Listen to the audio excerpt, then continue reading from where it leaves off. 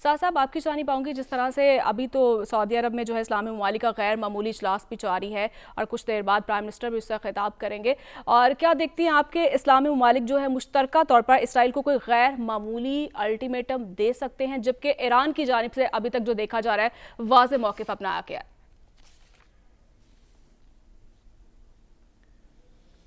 देखिए, हम एक ऐसे वक्त में रहते हैं हम एक ऐसे वक्त में रहते हैं जहाँ पे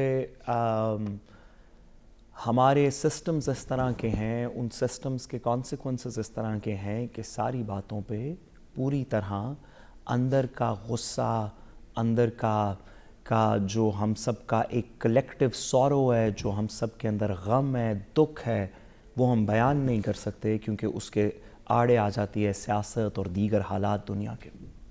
लेकिन एक ऐसी चीज़ जिस पे मेरा ख़्याल है कि जितनी भी दुनिया में आपके सामने कुछ चीज़, आपके सामने चीज़ें वॉल्स क्रिएट की जाएं, जिस पे सच बोलना, और सच ना सिर्फ के दबे अल्फाज में हमारे प्राइम मिनिस्टर की तरह छोटे मोटे इंटरव्यूज़ और तकरीरों में बोलना, बल्कि बाबाज़ बुलंद पाबजौला सच बोलना लाजिम है इस वक्त में।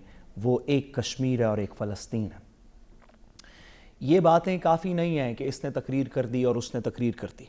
ये बातें काफ़ी नहीं हैं कि आप सारे इकट्ठे एक मुल्क के अंदर मिले और सब लोगों ने बहुत सारा एयर कंडीशनर लगाया और पैसे शैसे खर्च किए और प्राइवेट जेट्स के ऊपर आए और सब ने बड़ी अच्छी तकरीरें लिखी और ज़बरदस्त किस्म के सूट पहने और कहा कि हम इसके ख़िलाफ़ हैं, और फिर अपने अपने घर चले गए। ये नहीं हो रहा, ये जंग हो रही है। जंग के अंदर जीता ताकत से जाता है, बातों से नहीं। तारीख़ की कोई जंग भी बातों से नहीं जीती गई। जंगें जब हो जाती हैं उसके बाद बातों से सेटलमेंट्स होती हैं, उसके बाद बातों से अदालत जाया जाता है, उसके बाद दलाइल दिए जाते हैं। जब जंग हो रही हो तो लड़ाई की जाती है।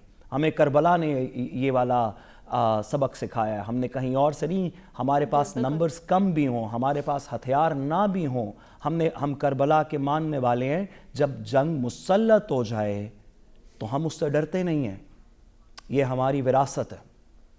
और इसके ऊपर बात खुल के ना करना, अपने जंगजुओं से ना पूछना, उस फौज से ना पूछना जो इस्लामी ममालिक ने क्रिएट की थी, जिसमें हमने अपने वसाइल शामिल किए कि आपका क्या पर्पज़ है जो इस्लामिक मुत्तहिदा फ़ौज है। अगर आप इसराइल के अंदर अगर आप फ़लस्तीन के एक बच्चे को रोकने के लिए कोई काम नहीं कर सकते, उन तक पानी नहीं पहुंचा सकते, ईंधन नहीं पहुंचा सकते, टैंक्स तो क्या ही पहुंचाएंगे, तो क्या काम है, क्यों पैसे दे रहे हैं हम आपको?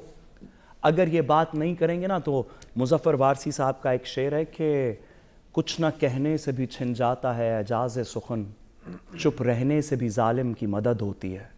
तो हम इस पे चुप नहीं रहेंगे। सिर्फ ये तकरीरें करनी काफ़ी नहीं है। जिसके ज़ोर बाजू में जितनी ताकत है वो इस वक्त कश्मीर और फ़लस्तीन में दरकार है। बिल्कुल।